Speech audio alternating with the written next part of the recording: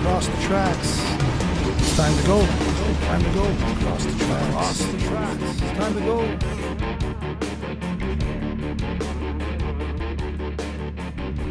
We're going across the tracks.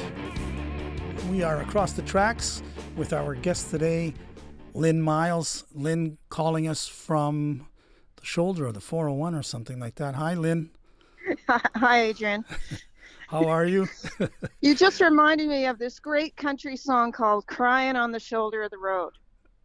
Isn't that a great title? I don't know whose song that is. It just reminded me because I am on the shoulder, not quite on the shoulder of the 401, but I'm not crying. I'm happy to be here. All right. We want to talk about songwriting predominantly here. There's so much, you and I have never met, and transparency. I do not know your full catalog. What? But we do play quite a few songs on our station here on the borderline. But I have this little idea here, and hope you can play along with me. You are doing a workshop in Sault Ste. Marie, a songwriter's workshop, and I probably would guess this is somewhat common for you, right?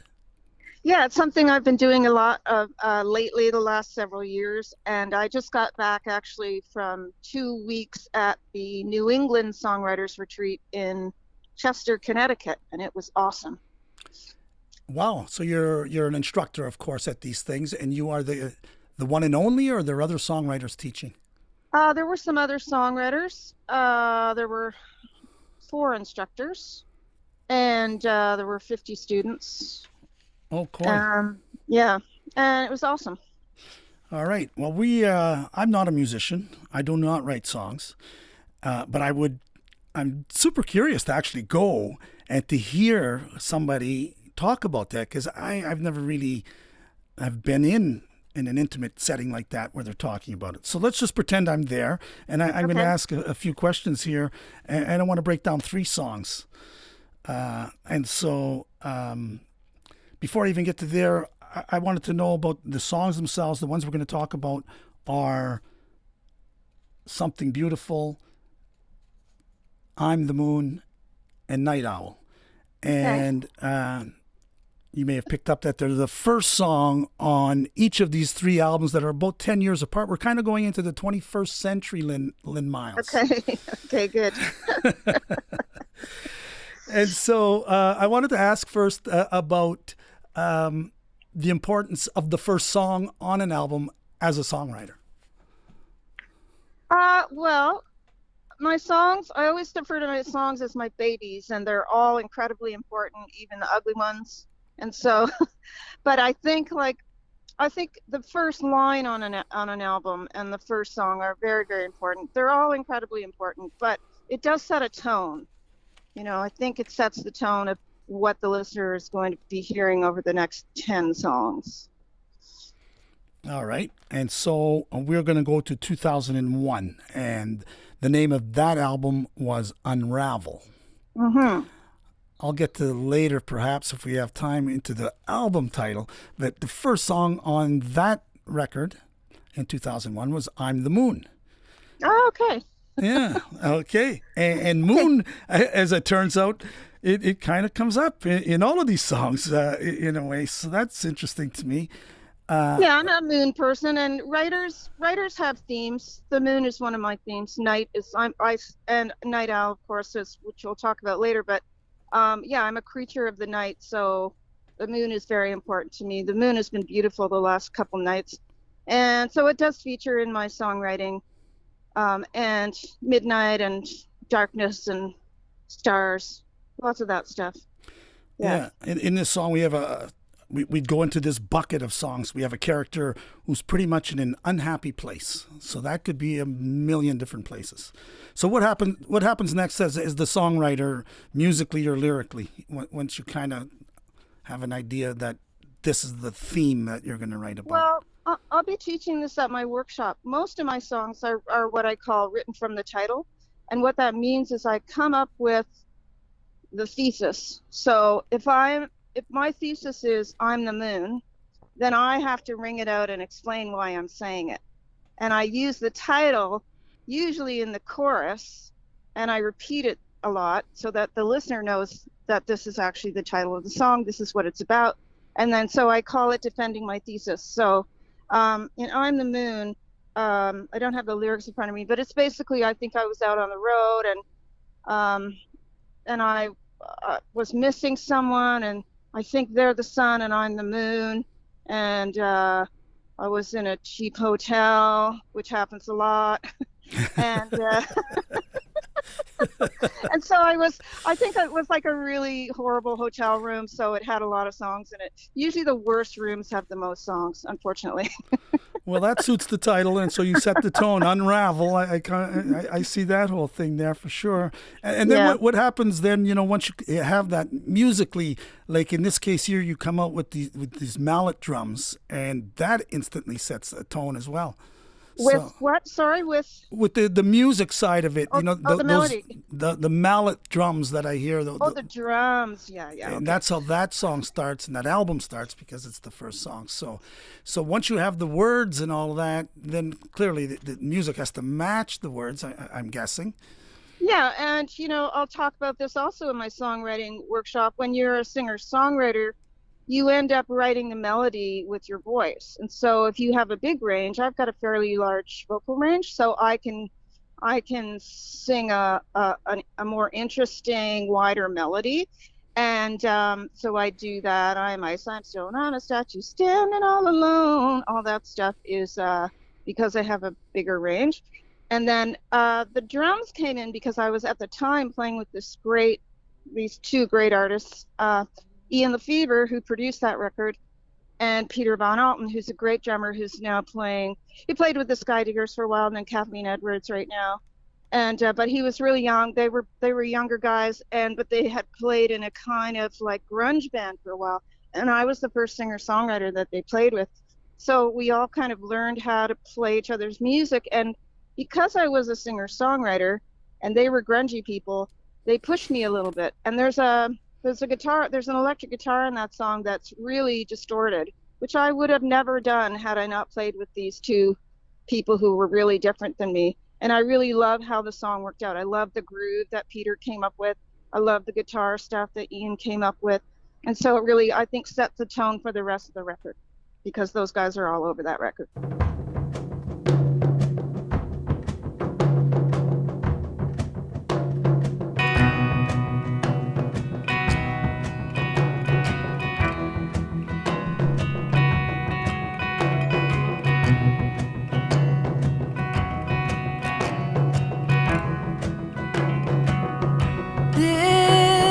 Cheap hotel. It's cold in this room, through the cracks in the curtain I can stare at the gloom, 'cause I'm not gonna sleep in this tired old bed. I'm so lonesome. Got you in my head. I am ice, I am stone, I am a statue standing all alone. Melt me down, make me blue. You're the sun.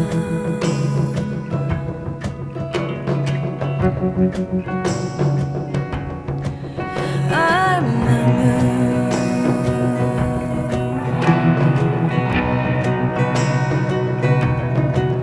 Does it scare you to think that I need you like this, in a world filled with failure, heartache and risk? Well, I'm calling you now. I'm as sad as a train. Can you hear me, baby? Through the cold and the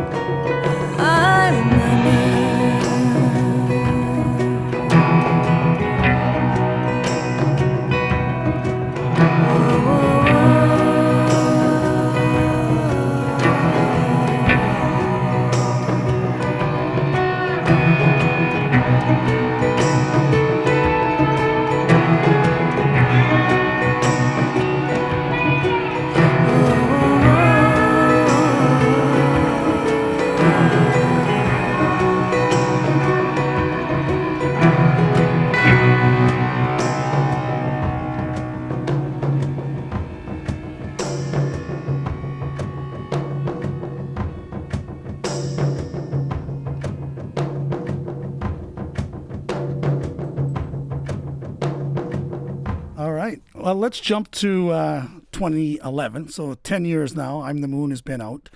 And you've probably been playing that for those 10 years between in your live shows. And you come to this album, Fall for Beauty. And the first track on that record is called Something Beautiful. And as I'm hearing that song for the first time in 2024, I had a question that says, boy, that sounds like she could have wrote that yesterday. Oh, nice. Yeah. Well, that's it. Go ahead. Yeah, no, you go ahead. Yeah, I was just thinking that when you actually write the song, do you ever think about, well, what's this going to sound like 10 years later?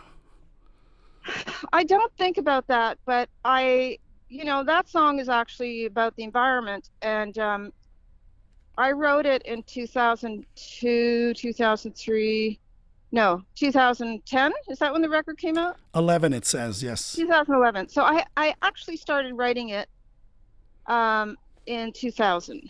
It took me 10 years to write it. Wow. And then things kept happening, and then I wrote the song.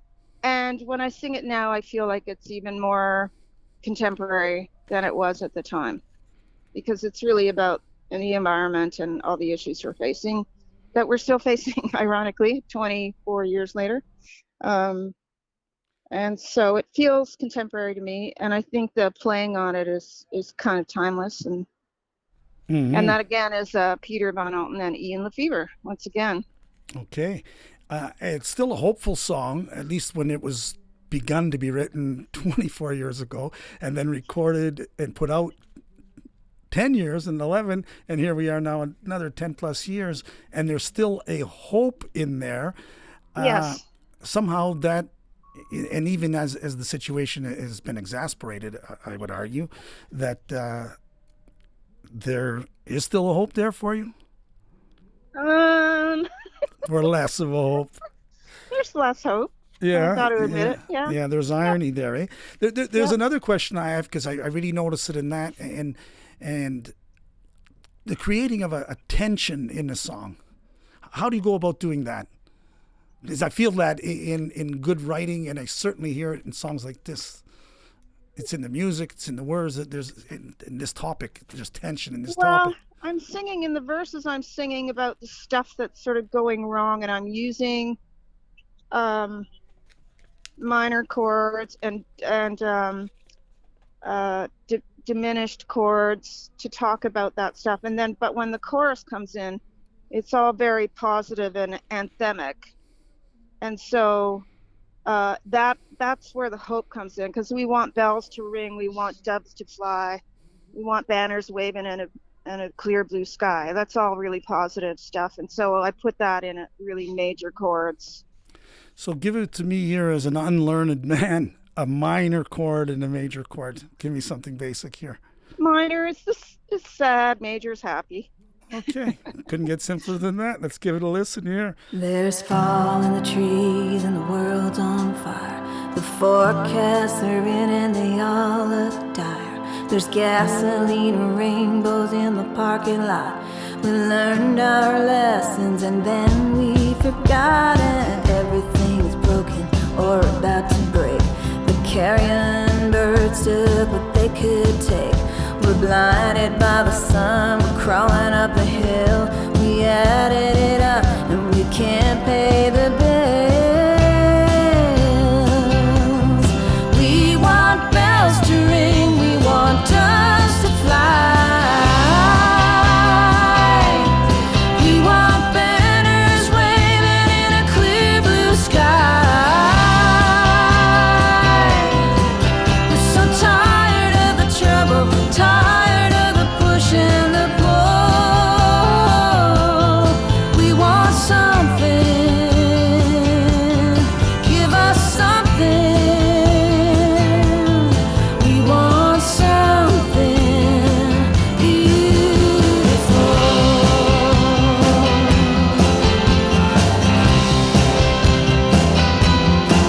There's no such thing as a clean getaway. No free lunch, you always gotta pay.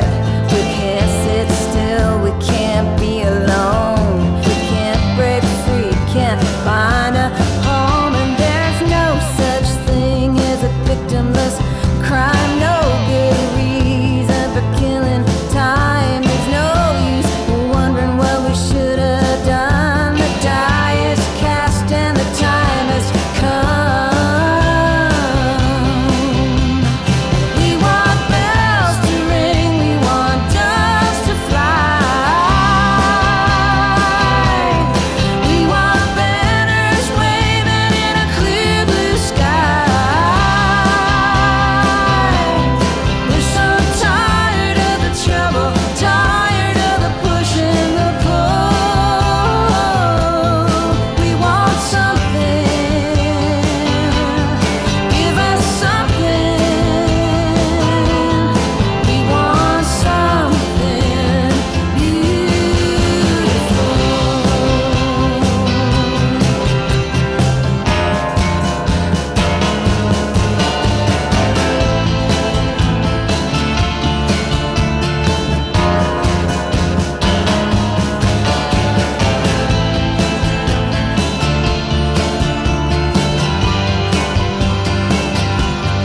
We want bells to ring, we want doves to fly.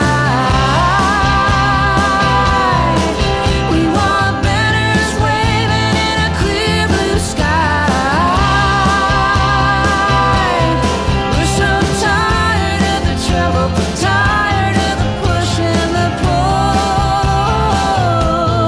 We want something, give us something. We want something beautiful. Give us something beautiful.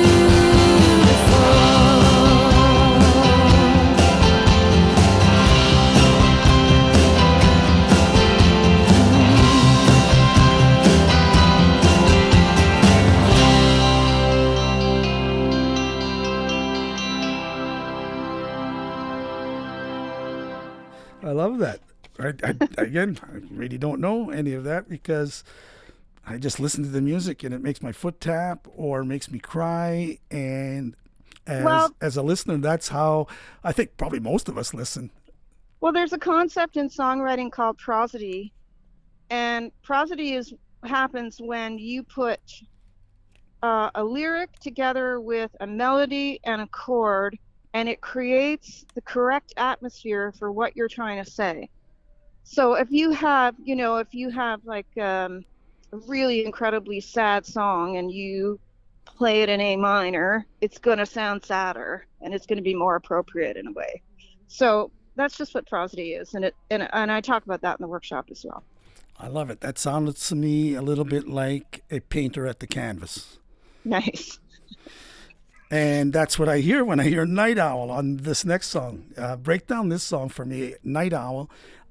One of the questions I would have here is, when you choose an animal like that, the song, does it necessarily have to follow the characteristics now of that character?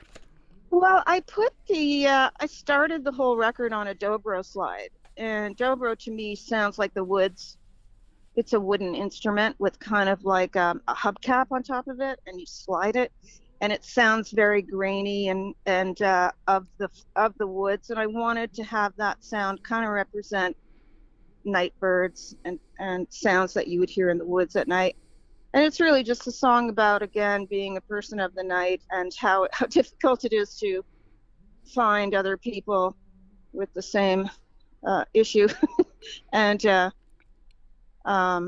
how it usually doesn't work out. Like, usually if you have a couple and one of them's a night owl and one of them's a morning person, it's a really tough, that's a tough road. So that's kind of what that's about. Yeah, it reminds me of what my friend says: opposites attract for a night, but not for a lifetime. Yeah, there you go. You have to share some values, et cetera, et cetera. Yeah. Any other tips you could give me about how important is rhyming, for example? Well, I'm a rhyming nerd. It's really important to me, but I'm listening to contemporary music and it doesn't always rhyme. So I'm trying to loosen up a bit about how important the rhyme is, because younger people seem to not be rhyming as much, and the songs are great. So, for me, I grew up on it. I grew up on the Great American Songbook and the Beatles and 70s sort of California songwriters, and so I love that kind of songwriting that's really succinct and where the rhyme is really important. And Dylan and Leonard Cohen and Joni Mitchell, all the rhymes are so beautiful. So I still love that, but I'm not, I'm not an authoritarian about it. Well, you're being very modest and humble. Everything I'm reading, the awards, the accolades, the critical acclaim, the peer acclaim, which probably is the richest thing of all, that other songwriters. Yeah, that's so nice. Yeah, wow. It must be, and I see it over and over. So that's ultra cool, including a fellow that lives around these parts here. Our buddy Ray Bonneville was all over. He said, "You must speak with Lynn." Is Ray living up there? Yes, he does. Ray lives in the Gooley area, and I had no idea. He better be at your show. He better be there. Ray, if you're listening, you better be there. I'm sorry I wasn't at your show because I was out of town. Because he was in Ottawa recently, or he's coming to Ottawa, perhaps. Yeah. And I can't be there. But either way, Ray, I love you. I miss you. Can't wait to see you. I'm a night owl. That's a fact. I like the world when it's still in black. I'm a night owl. It's in my blood. I won't change for you. I'm a stick in the mud. I like to listen to the nightbird song. It's the loneliest. Sing along. I like to listen to nothing at all, just the sound of the nightbird song. I wish you were a night owl too. Think of all the beautiful things we could do.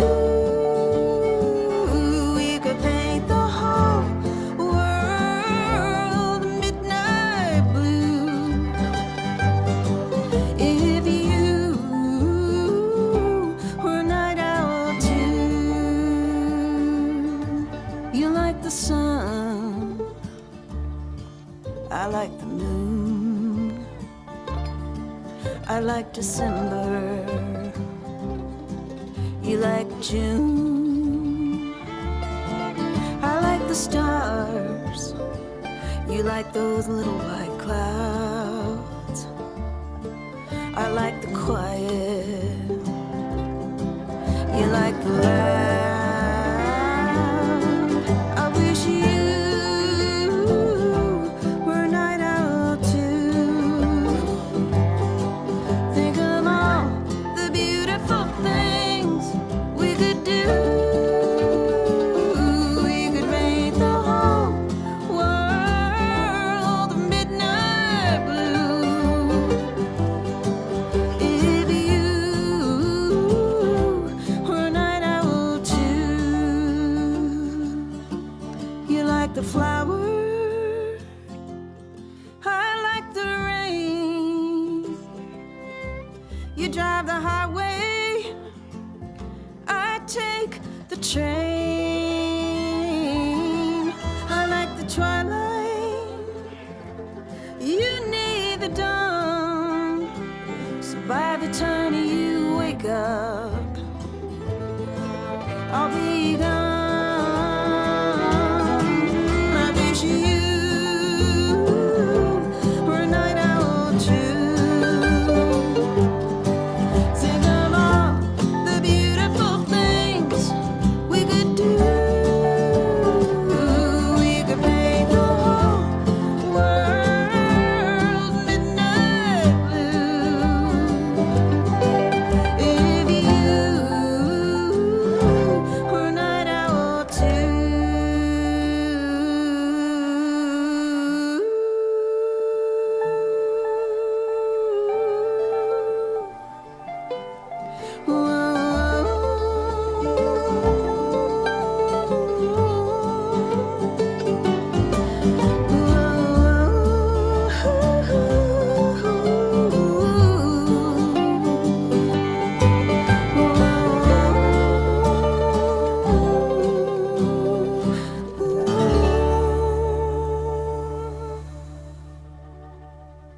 Okay, let's get the details on where you are playing here. It's Saturday, September 28th at the Loft. When's the last time you played Sault Ste. Marie? Whoa, well, pre-pandemic. God, I can't. It's really not good to ask me those kinds of questions. I'm 66 now, and I've played a lot of shows. So people say, "Oh, I saw you at such and such," and I say, "Well, I never played there." And they say, "Yes, you did." So yes, I played for Robin and Ann several times. Lovely people, and so I can't remember the exact year, but No worries. the last time I played for them, yeah.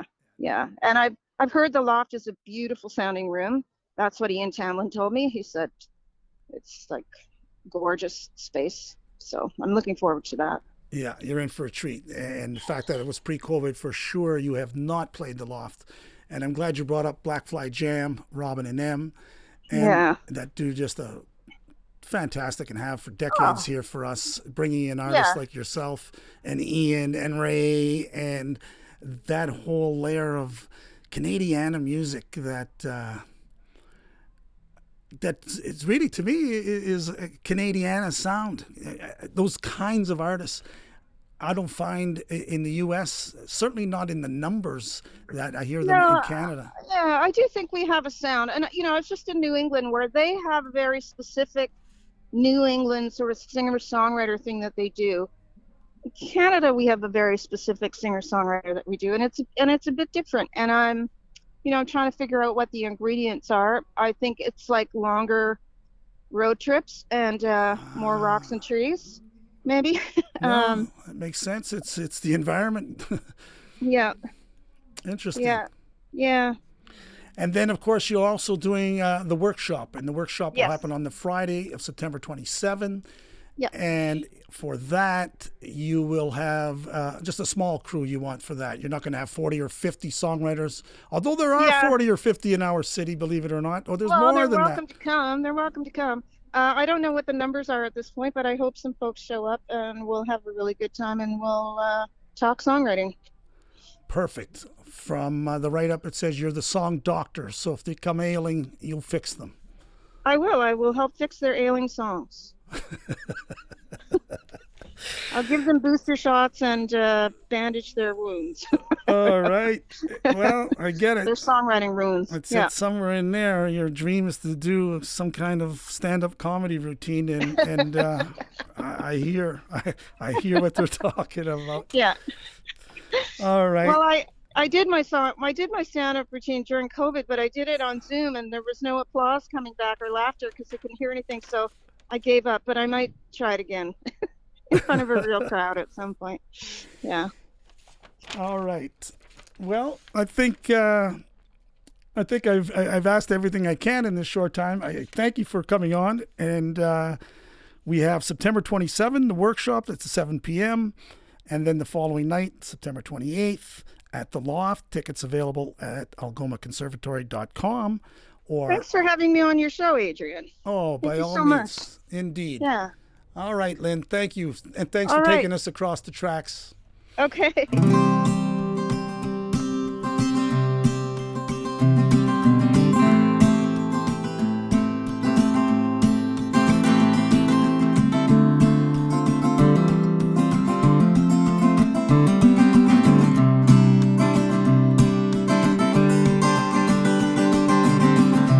Guess I can live from call to call, and I will count all the cracks in my kitchen wall.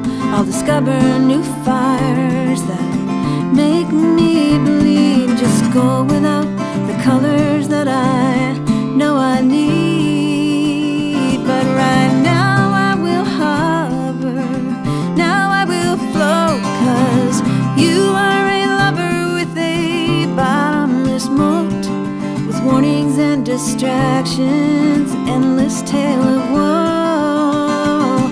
I got all I ever wanted, all I ever wanted, all I ever wanted. Terminal vertigo.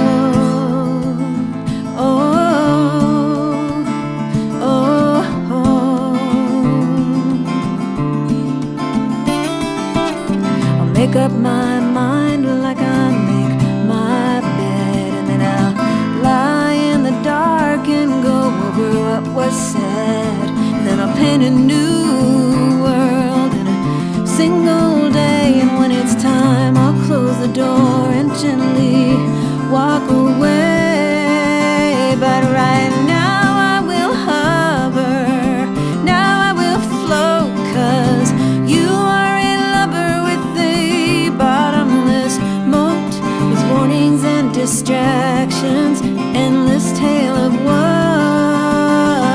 I got all I ever wanted, all I ever wanted, all I ever wanted. Terminal vertigo. Oh, oh, oh, oh. I got a tiny, tattered heart that waits for someone I can't see. It wants to work its way around and run right out of me. Living up high to catch the view. This is as close as it gets in terms of me and you. No photos, no time, and no demons. We are circling and twisting. You're my rubber band.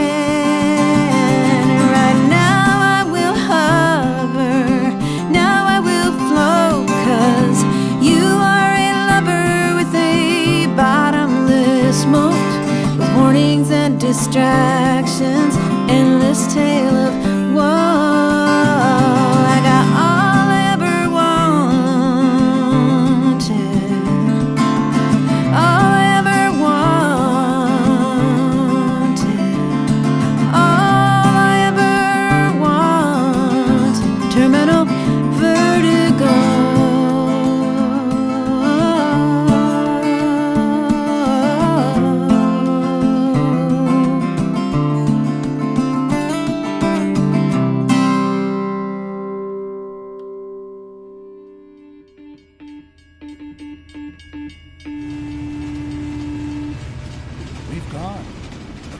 tracks.